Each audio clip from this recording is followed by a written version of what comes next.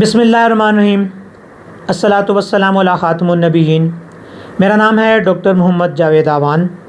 آج ہم ایک بہت ہی اپنے سماجی مسئلے پر بات کرنے جا رہے ہیں کہ ہم اپنی ازدواجی زندگی کو کس طرح خوشگوار بنا سکتے ہیں۔ ہم نے سنا ہے کہ انسانوں کے جوڑے آسمانوں پر بنتے ہیں، لیکن ہمیں یہ یاد رکھنا چاہیے کہ اس جوڑے کو خوشگوار زندگی میں تبدیل کرنے کے لیے اللہ تعالیٰ نے ہمارے اوپر چھوڑ دیا ہے۔ ہم کس طرح اپنی اس زندگی کو خوشگوار اور آسان بنانا چاہتے ہیں اور کس طرح ہم اس پر اپنی کوشش سے اس کو زیادہ خوشی میں تبدیل کرنا چاہتے ہیں۔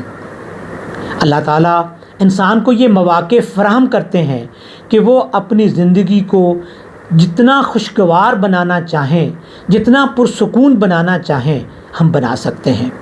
اگر انسان کی گھر کی زندگی پرسکون نہ ہو تو اس کو باہر بھی کوئی سکون نہیں ہوتا ہے، اس کی باہر کی زندگی بھی بے کیف ہو جاتی ہے۔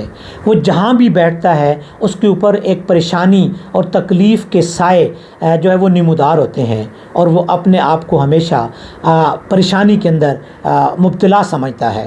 لہٰذا اپنی زندگی کو آسانی میں تبدیل کرنے کے لیے، اپنے گھر کے اندر خوشیاں لانے کے لیے ہمیں خود کچھ ہاتھ پاؤں مارنے پڑتے ہیں۔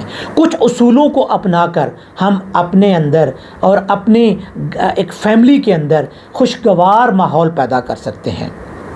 سب سے پہلا اصول یہ ہے کہ جب ہم کسی کو قبول کرتے ہیں، جب ہمارا تعلق کسی شخص کے ساتھ، کسی مرد یا کسی عورت کے ساتھ جڑتا ہے، تو ہم اس کو اس کی خوبیوں اور خامیوں سمیت قبول کرتے ہیں۔ ہم یہ اس وقت نہیں کہتے کہ صرف اس کی اچھائیاں مجھے قبول ہوں گی، برائیاں مجھے قبول نہیں ہوں گی۔ اس وقت ہم اس کو من حیث الانسان قبول کرتے ہیں، اور ہر انسان خطا کا پتلا ہے۔ ہر انسان کے اندر غلطیاں ہوتی ہیں، ہر انسان کے اندر کچھ اچھائیاں ہوتی ہیں۔ جب دوسرا شخص اپنے پارٹنر کی خامیوں کو زبردستی ان کی خوبیوں میں تبدیل کرنا شروع کر دیتا ہے، یا جس کو وہ خوبی سمجھتا ہے اس خوبی میں تبدیل کرنا شروع کر دیتا ہے، تو پھر انسان اس خامی کو جس کو وہ خامی سمجھ رہا ہے خوبی میں تبدیل کر سکتا ہے، بلکہ اس کے اندر اختلافات کی ایک بنیاد بن جاتی ہے۔ لہٰذا ہمیں سب سے پہلے اصول کی بنیاد ہماری یہ ہونی چاہیے کہ ہم اس کی اچھائیوں پر نظر رکھیں۔ اگر دوسرے شخص کی جن خوبیوں جو خوبیاں آپ کو اچھی لگ رہی ہیں، جن کو آپ ایکسیپٹ کر رہے ہیں کہ یہ اس کے اندر خوبیاں ہیں، ان کو یاد کیجئے، ان کی خامیوں کو اگنور کیجئے، ان کی خامیوں کو بھلانا شروع کیجئے، اور صرف خوبیوں کو اپنے سامنے رکھیے۔ اور خوبیوں کو سامنے جب آپ رکھیں گے تو آپ کے دل میں اس کے بارے میں محبت پیدا ہوگی، آپ کے دل میں اس کے بارے میں ایک پیار پیدا ہوگا۔ یہ اس طریقے سے اس دوسرے پارٹنر کا پیار اور محبت اپنے دل میں پیدا کیجئے کہ یہ خوبی تو اس کے اندر موجود ہے۔ اس کی خامی کو کبھی ٹھیک کرنے کی کوشش مت کیجئے، زبردستی کرنے کی کوشش مت کیجئے، اس کو ساتھ لے کر چلنے کی کوشش کیجئے۔ ہمیں سے ہر انسان خوبیوں اور خامیوں کا مرکب ہے۔ یہ کبھی نہیں ہو سکتا کہ کسی دوسرے شخص میں تو خامیاں ہوں لیکن میرے اندر خامیاں نہ ہوں۔ میرے اندر جو خامیاں ہیں وہ اگر دوسرا اس کو پوائنٹ آؤٹ کرنا شروع کر دے گا، دوسری کی خامیاں اگر میں پوائنٹ آؤٹ کرنا شروع کر دوں گا، تو یہاں پہ کلیش شروع ہو جائے گا۔ لہٰذا بہترین طریقہ یہ ہے کہ ہم ایک دوسرے کی خوبیوں کو سامنے رکھ کر آگے بڑھنے کی کوشش کریں۔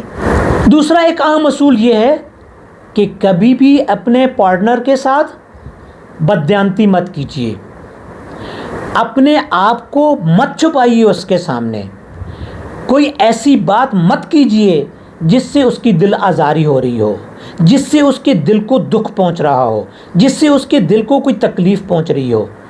اپنے آپ کو بالکل صاف شفاف اس کے سامنے رکھیے، اپنے راز اس کے ساتھ بتائیے، شیئر کیجئے۔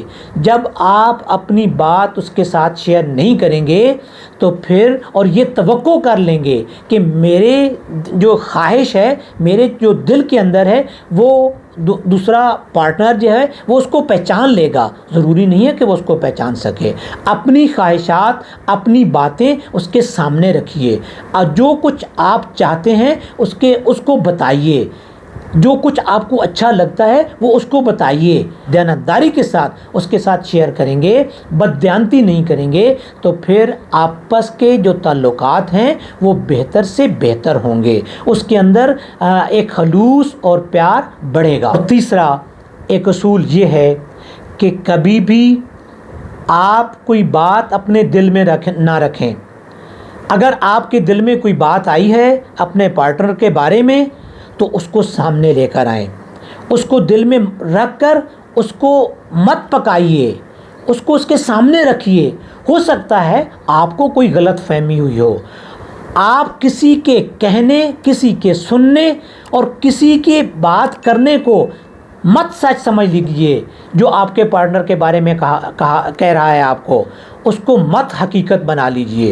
اپنے پارٹنر کے ساتھ اس کو شیئر کیجئے، اس سے بات معلوم کیجئے۔ ہو سکتا ہے کہ اس کے پیچھے کوئی حقیقت ہی نہ ہو سکتا ہے کہ وہ کوئی نیک نیتی کی بنیاد پر کوئی ایسا کام کیا گیا ہو جو آپ کو غلط طریقے سے بتایا جا رہا ہو۔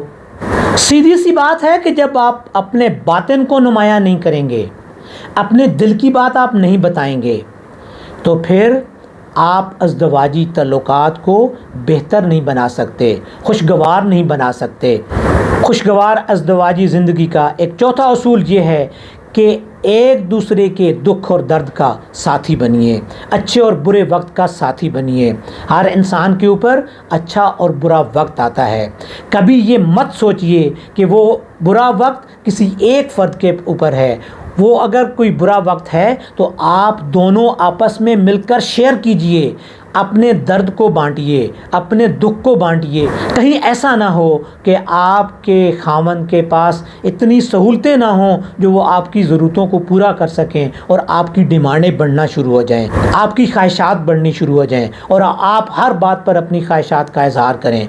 اس بات کو اپنے ذہن میں رکھ لیجئے کہ اگر آج کوئی تنگی کا وقت ہے، اگر آج کوئی پریشانی کا وقت ہے، اگر آج تنگ دستی ہے تو یہ تنگ دستی ہم نے مل کر برداشت کرنی ہے، اس کو ہم نے مل کر گزارنا ہے۔ اسی طریقے سے جب آپ کے خاوند پر یہ تنگ دستی دور ہو جائے، جب اس کی یہ تکلیف دور ہو جائے تو پھر اس کو بھی یہ احساس کرنا چاہیے کہ جب میرے اوپر ایک تنگ دستی تھی، میرے اوپر مشکلات کا وقت تھا تو میری بیوی نے میرا ساتھ دیا ہے، آج میرے اوپر آسانی ہے، مجھے دولت کی میرے پاس فراوانی ہے تو میں اس کی ہر خواہش کو پورا کرنے کی کوشش کروں۔ لہٰذا یہ دونوں اچھے اور برے وقت میں ایک دوسرے سے جب آپ مل کر اس کو گزارنے کی کوشش کریں گے تو پھر آپ کی زندگی ایک خوشگوار زندگی کے طور پر گزرے گی، اور آپ کی خوشگوار زندگی کا اثر آپ کی آنے والی اولاد پر پڑتا ہے،